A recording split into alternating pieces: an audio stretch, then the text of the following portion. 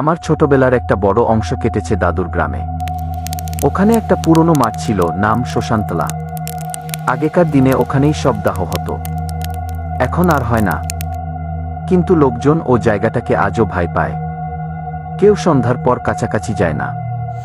শুধু একটা ব্যাপার, সবাই বলে ওখানে রাত 12টার পরে একা থাকিস না, রেডিও বাজে। রেডিও! 2025 সালে এসে কেউ কি সত্যি এসব গল্পে বিশ্বাস করে? আমি করতাম না।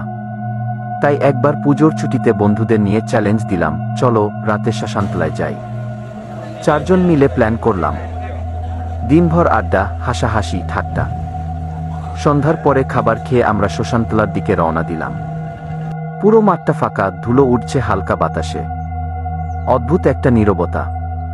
একটা ভাঙাচুরা পাথরের বেদি ছিল মাঠের মাঝখানে। ওটাকে ঘিরেই নাকি রেডিওটা বাজে।